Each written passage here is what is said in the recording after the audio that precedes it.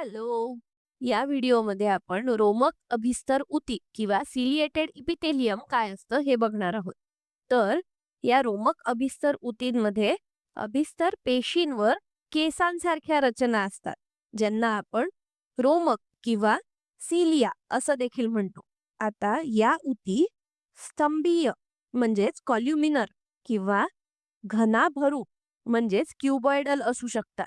आता तुम्हाला प्रश्न पडला असेल की या केसांसारख्या रचनेचं महत्व काय आहे आणि या आढळतात तरी कुठे? तर त्या श्वसन मार्ग म्हणजेच रेस्पिरेटरी ट्रॅक, अंडनलिका म्हणजेच ओव्हिडक्ट म्हणजेच मादी प्रजनन संस्थेमध्ये आणि पुरुष प्रजनन संस्थेमधील अपवाहिनी किंवा वास एफरन्शियामध्ये आढळतात. आता या ऊतींचं याच ठिकाणी काय काम आहे बरं? हे समजून घेण्यासाठी ही रोमके किंवा सिलिया काय करतात हे बघूया.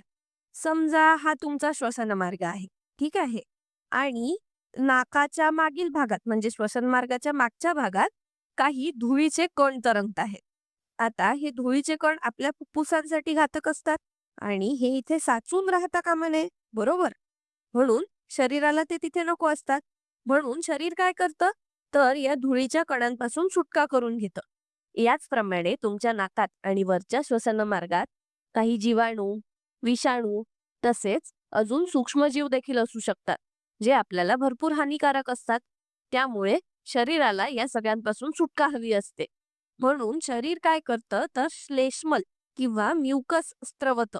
आता तुम्हाला हा किळसवाणा पदार्थ आहे असं वाटत असेल, पण तो श्वसन मार्गाच्या पृष्ठभागावर असलेल्या काही पेशींद्वारे स्त्रवला जातो आणि प्रत्यक्षात तो खूपच उपयुक्त आहे. तर हा श्लेष्मल किंवा म्युकस काय करतो?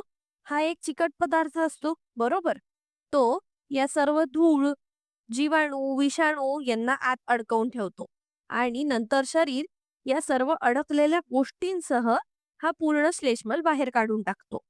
म्हणजेच अतिशय सूक्ष्म धूळ किंवा जीवाणू किंवा विषाणूंच्या कणांपेक्षाही मोठ्या आकाराचा श्लेष्मल बाहेर टाकणं शरीराला अधिक सोपं असतं आणि तिथेच ही रोमके किंवा सिलिया कामात येतात. रोमकांची हालचाल ही झाडण्यासारखी असते.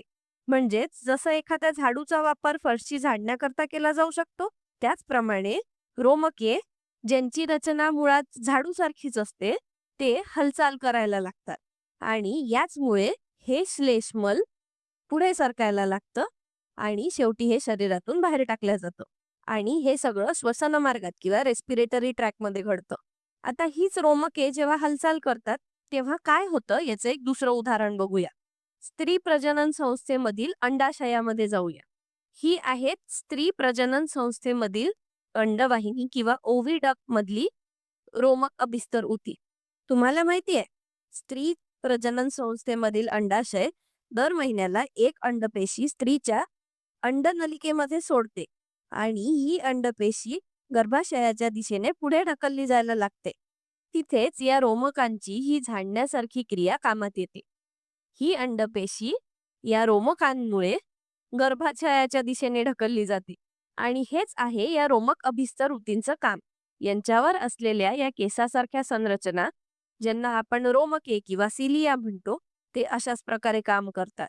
मग ते श्लेष्मल किंवा म्युकस पुढे ढकलणे असो किंवा अंडपेशी ही गर्भाशयाकडे पुढे ढकलणे असो किंवा पुरुष प्रजनन संस्थेमधील शुक्रपेशी या पुढे ढकलणे असो, हेच रोमक अभिस्तरामधील रोमकांचे किंवा सिलिया यांचे मुख्य कार्य आहे.